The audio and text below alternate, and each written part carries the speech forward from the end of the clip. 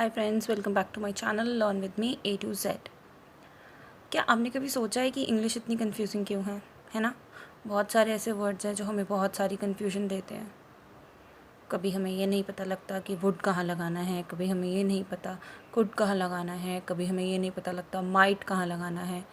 बहुत सारे ऐसे वर्ड्स हैं जो हमें बहुत ही ज़्यादा कंफ्यूज करते हैं और हमें लगता है कि हमें इंग्लिश कभी भी नहीं आ सकती, बट ऐसा बिल्कुल भी नहीं है।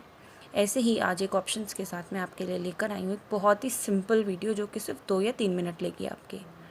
हमारा आज का टॉपिक है, आपने ऐसे ही जो कि वर्ड्स हमें बहुत ही ज़्यादा कंफ्यूज करते हैं उनमें से कुछ ही ऐसे वर्ड्स जो मैंने आज आप लोगों के लिए चूज़ किए हैं, वो है both versus either versus neither. अब ये वर्ड्स क्या हैं?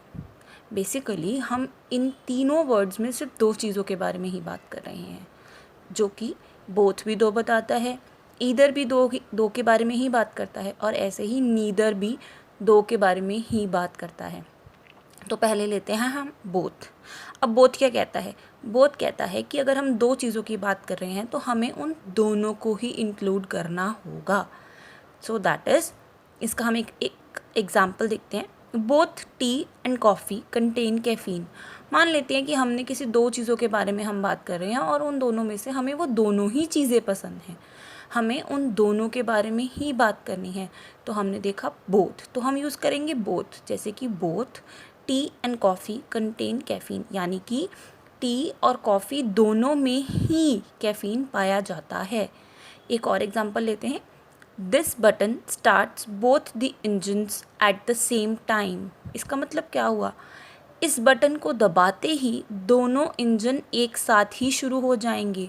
तो दोनों इंजन की बात हो रही है यहाँ पर। तो बोथ हमें बताता है कि हमें, अगर हम 2 चीज़ों की बात कर रहे हैं तो हमें दोनों को ही एक साथ यूज़ करना होगा। नेक्स्ट आता है कि हमारे पास वर्ड ईदर। ईदर कहता है कि हमें दोनों में से किसी एक को चूज़ करना होगा। जैसे कि हमने अगर चाय या कॉफ़ी की बात कर रहे हैं तो हम किसी एक समय पर किसी एक को चुनेंगे। सो इसका एग्जाम्पल लेते हैं। In the morning I drink either T और कॉफ़ी। इसका मतलब मैं सुबह के समय या तो चाय पीती हूँ या फिर कॉफ़ी। देखिए दोस्तों, दोनों नहीं, एक, कोई एक। और एक और एग्जाम्पल लेते हैं इसका। The answer is either true और फॉल्स। इसका मतलब दोनों में से एक चुना जाएगा, या फिर सच या फिर गलत। नेक्स्ट वर्ड आता है हमारे पास नीदर। नीदर कहता है कि हम दोनों में से कोई एक भी वर्ड नहीं चुनेंगे। ठीक है, कोई एक भी ऑप्शन हम नहीं चुनेंगे। जैसे कि ना तो कॉफ़ी और ना ही चाय। तो देखते हैं इसका एग्जाम्पल।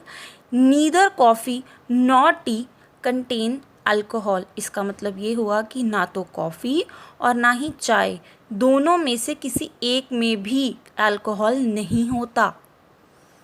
दूसरा एग्जाम्पल लेते हैं। By the way neither Alex nor I drink. इसका मतलब भी यही हुआ, आपकी जानकारी के लिए, एलेक्स, ना तो एलेक्स और ना तो मैं ड्रिंक करते हैं। तो देखिए दोस्तों, रिवाइज करते हैं।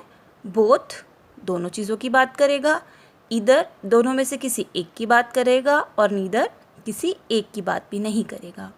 आई होप दोस्तों इससे आपके बहुत ही सारे डाउट्स क्लियर हो गए होंगे।